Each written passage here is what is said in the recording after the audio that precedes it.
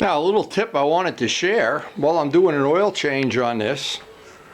There was a couple of other little things that really jumped out at me. Now, number one, because I always walk around and check the torque on some of the bolts that, because a 25-year-old bike, remember, what I found was the kickstand bolt, one of them was almost half backed out. And I checked that regularly, and yet even that, and even with blue Loctite, that sucker had backed out. Now, another thing I'm going to try to do this afternoon, I'll shoot some pictures if this works. These exhaust pipes are obviously very old, 25, 20 years old, who knows. And well, I'm going to try to get some wire brushing. I got some solution on there, some simple green, trying to get it dried up. I'm going to see if I can shoot some pictures to people of, well,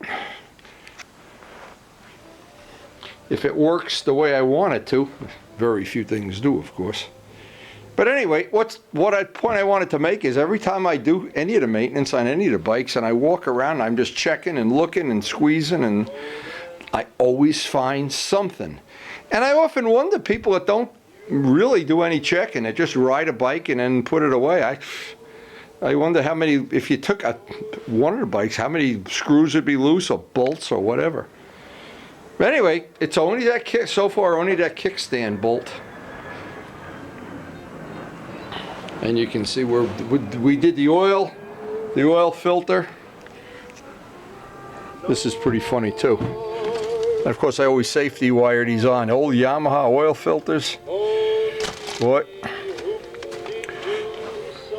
And I could really recommend these because they're a lot easier to safety wire on. Boy, they go on a whole lot nicer. A whole ton nicer. Another little tip.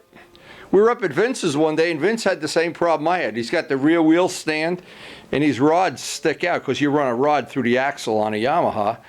And you walk by and you catch your ankle on that, and it really takes the skin right off your ankle. So that was a good thing, and I know Vince already does that. Boy, I'll tell you, once you get the maintenance done on this, I'm so happy. Getting this done. And what did I trade away? While I got it in there, I've tried to clean everything, soak it. I've used the whole thing of simple green. Clean it. I use this. This is a real handy little trick. Wrap a microfiber around this and you can get in there and get in all these little spots you normally can't get at. While I had it apart, I took the inside of the fairing, took it outside with some diesel fuel, cleaned that up on the inside. It was all gunky and everything.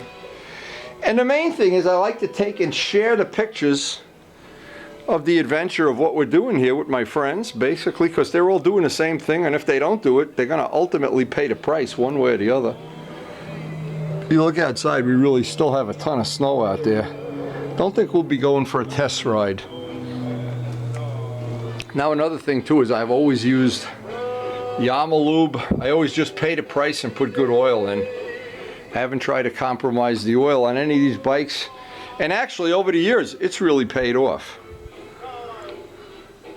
All of these bikes have been, well, relatively as reliable as 25-year-old bikes can be.